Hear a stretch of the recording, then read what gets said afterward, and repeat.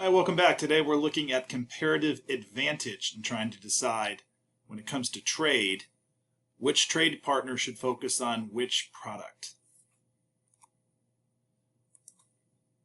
So at first we start our conversation with trade recognizing that we face this world of scarcity and choice. We don't have enough resources to get everything that we want. In order to get more of one thing, we have to accept less of another. And so that's what we call opportunity cost. So in order, in this example, to get more cars, we have to give up a number of trucks. We can put all of our resources towards making army trucks. We'll get 12 of them, but we'll have no cars. If we want to have one car, the result is we're going to have to give up 2 trucks.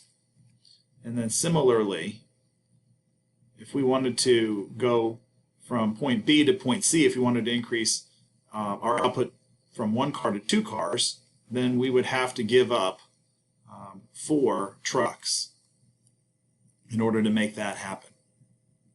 We should also recognize that when it comes to production, we are limited to our production possibilities frontier, production possibilities curve. That's the curve that shows us the maximum combination of 2 goods that we can produce.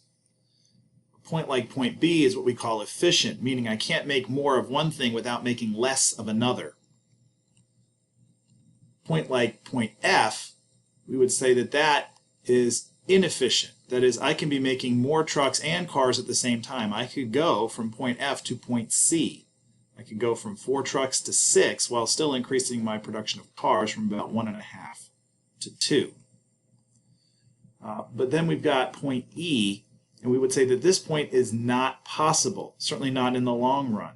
It's beyond our productive capacity. In order to get to point E, we either have to be able to make more, or we can trade with other people in order to expand our production possibilities curve.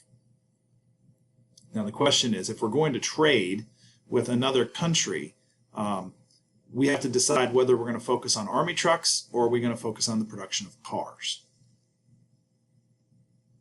Now, why do we trade? Simply put, because we can't get everything that we want with the resources that we have available to us. By trading with other people who may be more efficient at the production of one good or another than we are, we can actually expand our production possibilities curve and increase the amount of goods available to us to purchase. In short, it makes everybody better off.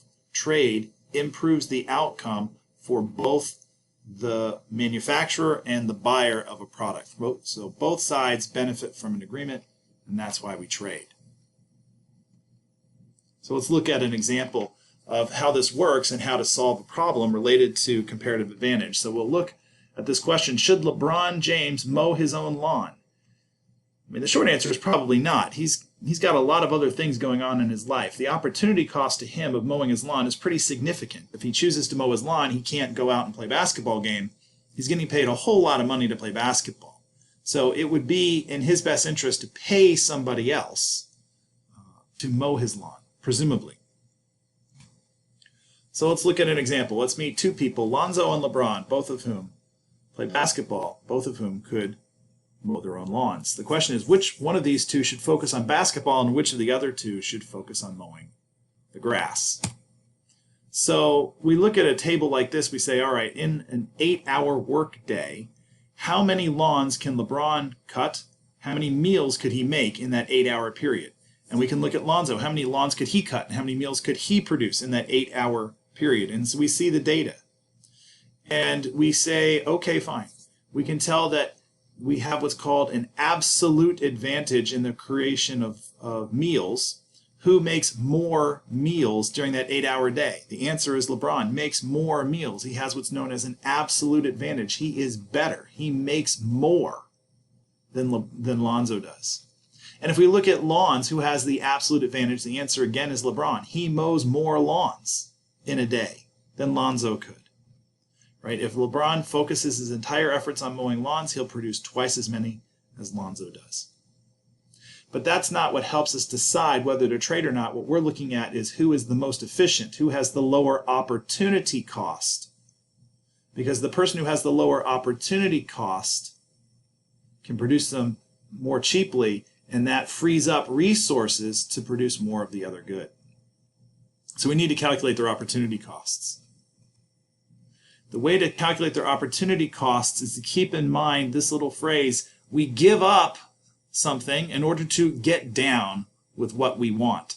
We give up in order to get down. So when we look at a table like this, we say when LeBron wants to mow a lawn, he's giving up meals to get the lawn. He gives up 20, so the 20 meals goes on the numerator, to get down 4 lawns, which goes on the denominator. So LeBron is giving up 5 meals to get 4 lawns. Opportunity cost is always measuring what I'm giving up in order to get. And so you see that Lonzo's opportunity cost is 6 meals to get 2 lawns. We give up to get down. When it comes to meals, you'll notice that it is the reciprocal. It's the opposite. So for LeBron, he gives up 4 lawns to receive 20 meals. So his opportunity cost is 1/5 of a lawn for every meal he produces. And for Lonzo, it's 1/3 of a lawn for every meal he produces. So we can look at that and say, who has the lowest opportunity cost? That's the person who has what's known as the comparative advantage.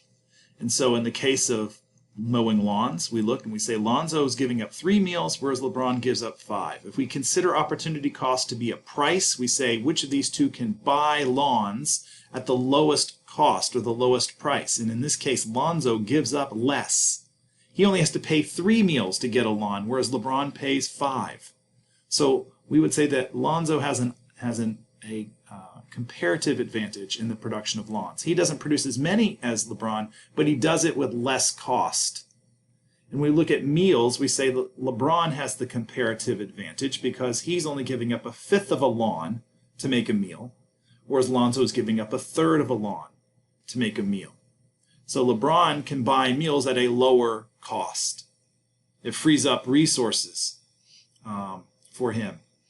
And so when we're trying to decide who should mow the lawn and who should cook the meals, we're going to look at their opportunity cost and figure out who has the comparative advantage. The person with the comparative advantage should be the one that specializes in the production of that good. They should only do that good and trade for the other. So who should do what?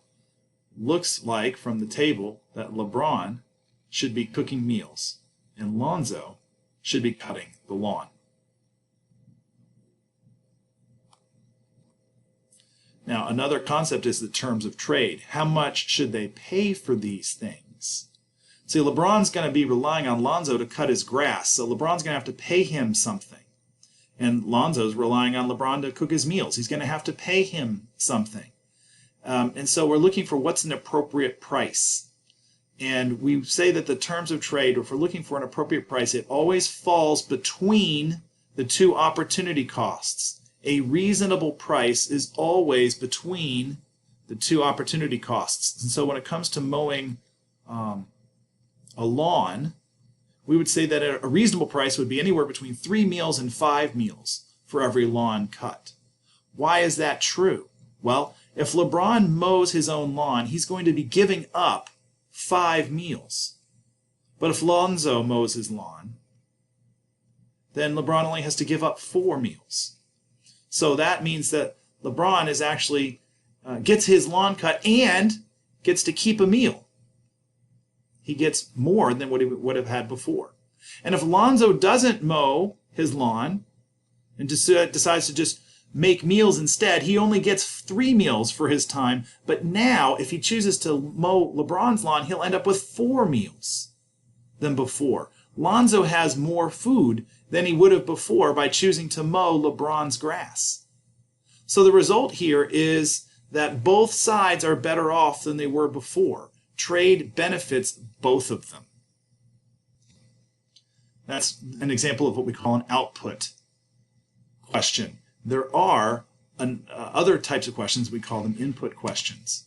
And they're relatively simple to answer. They are similar in many regards. In an input example, we're looking at time. How much time does it take to do something? So we can look at an example like this. We can pretend there are 2 products One is setting up an email server, and the other is soliciting foundation contributions. And we can pretend that there are two people, Bill and Hillary. And we can see how much time it takes each one of them to do each of these two activities. And so the way that I found it easiest to answer these questions is to convert time to output. How much time does it, or how many email servers and foundation contributions can you create in a given amount of time? So find an easily divisible time for each individual. We look at Bill, for example, we say 20 minutes and 5 minutes. Well, 20 minutes is easily divisible. We can say that in 20 minutes, Bill can create one email server, or he could do 4 foundation solicitations. And we look at Hillary. We can say 30 and 10. That 30 is easily divisible by 10. So we can say in 30 minutes, Hillary can make 1 email server, or she could solicit 3 foundation contributions in that same amount of time. So we're trying to find a time period for each person where we can get these whole numbers when it comes to the output they can create. Once we have that, it's the same process that we did with Lonzo and LeBron. Right, we can look and we can see that for Bill, he gives up 4 foundation contributions to get 1 email server. Hillary gives up 3 foundation contributions to earn 1 email server. And then we just do the reciprocal. We find that then Bill's 1/4 of a server for every foundation contribution he gets, whereas Hillary is only giving up 1/3 of a server for every foundation contribution. So we're looking and saying who has the comparative advantage, who pays the lower opportunity cost. We would say that when it comes to setting up an email server, Hillary only has to lose 3 foundation contributions. Bill's giving up 4, so Hillary has the lower cost. Hillary has the comparative advantage in email servers, and therefore Hillary should be the one to set up email servers. And then Bill, because he has the lower comparative opportunity cost, he has the comparative advantage in soliciting foundation contributions, then Bill should be responsible for raising money for the foundation. And again, what would be a reasonable price? Well, anything between 3 and 4 email servers would be a fair price for Bill to pay Hillary, because in that case, he would be better off than if he were to do it himself. You'll get a chance to work on more problems like this in class and ask questions, and I'll see you then.